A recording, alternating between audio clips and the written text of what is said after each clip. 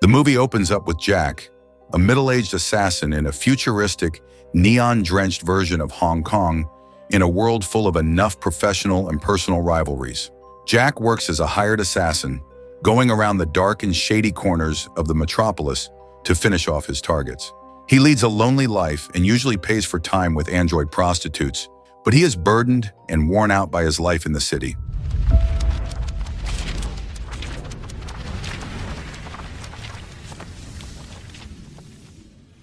One day, while traveling on the subway, he comes across a woman who he finds of attractive interest. Jack goes around following this woman and reaches a club. Going in as a potential customer, he realizes that the woman is one of the many who perform at the club. She sings for paying customers from behind a glass chamber where the customers can see her, but she cannot see them. And during their session, the woman tells Jack that her name is April and she has moved to the city in search of a living from her small native village in South Vietnam. She says there is no money there, but she likes that it's quite peaceful there. Next, April asks him his name, and Jack willingly tells her.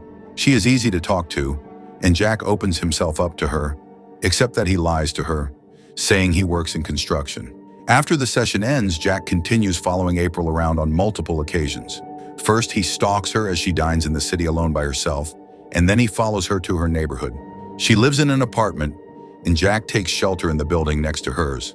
Meanwhile, Jack seems to feel an intense attraction towards her, something that is very new to his experience.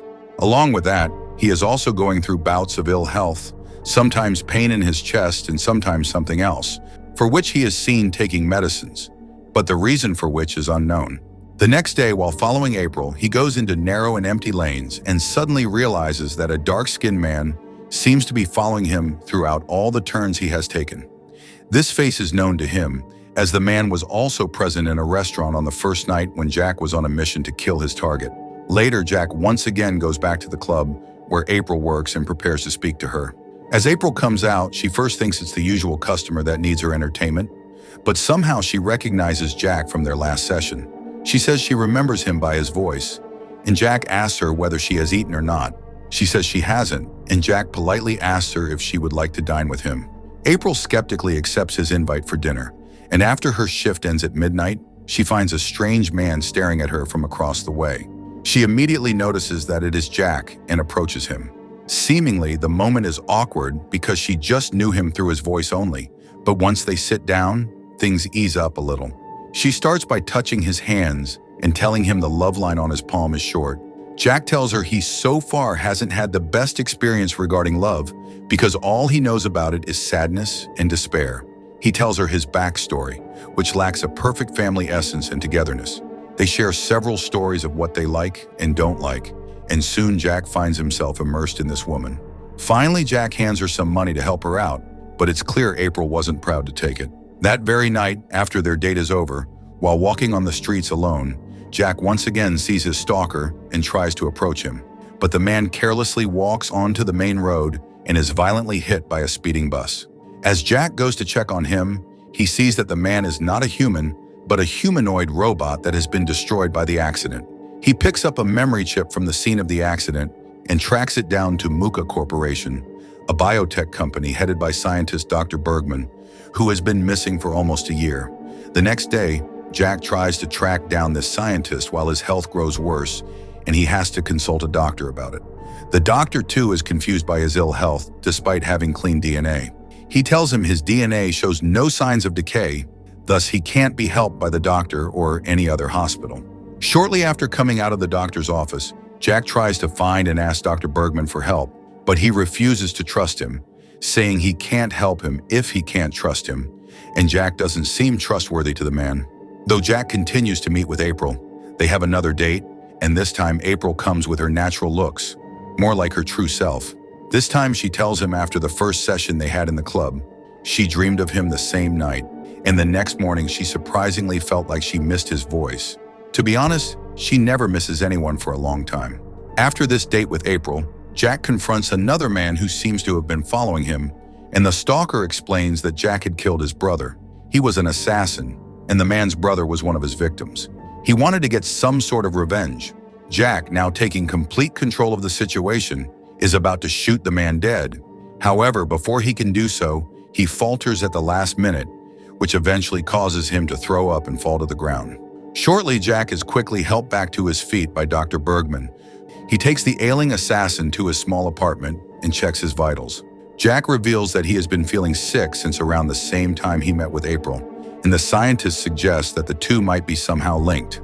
After he leaves, Dr. Bergman starts to look into this curious case, trying to read up on his old research documents on life extension.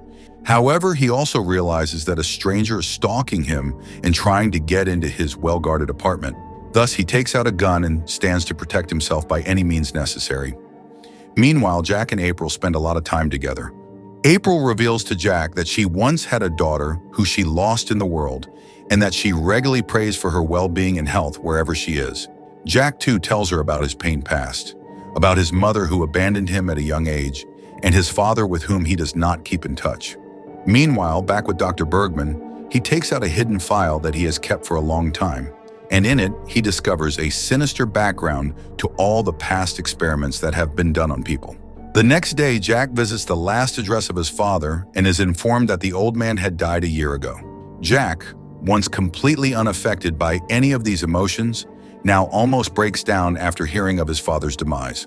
Dr. Bergman also visits April's club and tries to convince her to stay away from the hitman. She is confused at first, but shortly the doctor reveals to her he is talking about Jack. Then he meets with Jack at a diner and reveals that in his early childhood, Jack was subject to an experimental program in which street children were taken to test trials to extend life. Some hormones were restricted from being produced in their bodies, which essentially made them devoid of any deep emotional feelings. Jack had been a part of this, and therefore could be a cold-blooded killer, and the corporation was now sending men or humanoids to bring him in and conclude the research. However, these hormones were now causing a resurgence in Jack's body, which made him feel so strangely attached to things, and also this was causing an imbalance in his body, which was making him sick. Dr. Bergman also reveals that he was the one heading all such experiments, but is now terribly remorseful of them, and also that Jack is sure to die if his body keeps producing the hormones for some time. Jack tries to stay away from April, still looking at her from a distance, but then ultimately gives himself in, as the two spend a romantic, sensual, and truthful night together at her place. Despite the character of Jack being framed as a sourceless drifter, enough information has been provided about him. He remembers his mother and tries to, in a very twisted way, grow closer to her memory by paying for a night with an elderly sex bot and then only sleeping with her hand over his head. He remembers his father and remembers not to meet him. He recalls the sounds and experiences of his childhood presented in black and white by the film. But he also has this ever-growing doubt about the actuality of these memories, whether they were memories or just a dream, where fake plastic-like strawberries are served at clubs. It is perhaps Jack's gradual realization about the fabric of his life, along with his growing ability to feel. The next morning, Jack wakes up alone in the apartment, and there is no sign of April anywhere. Coming down to the street, he sees two men, one of whom was earlier seen outside Bergman's apartment, and a black van waiting to abduct him. He starts limping toward the other side of the street with the two men following him, and then suddenly sees the young man he had not been able to kill earlier, the man who wants to avenge his brother's death. The man now yields a gun and shoots at the two perpetrators, which kills all three men, but Jack remains unharmed in the middle. He limps into a corner alley and possibly passes out. With a slow fade, the scene changes to a tall skyscraper, where Jack is seen working as a construction laborer. He used to work in this profession earlier and is now seemingly back to it. He goes back to the club and asks for April, but is told that she has returned to Vietnam. Looking at the plate of fake strawberries, he walks out of the club with a disheartened spirit and walks into the crowd. Jack does survive physically, but he is lost spiritually. His growing feelings were already making his life more difficult, and now without even his beloved April, Jack's life is nothing but hollow.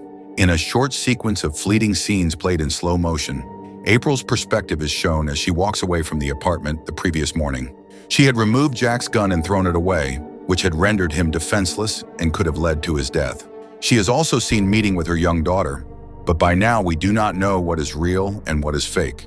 By the end, viewers are left with more confusion as Jack promises to keep waiting for April in his seemingly unending extended life. All right, that's a wrap for today. If you enjoyed the video, hit like.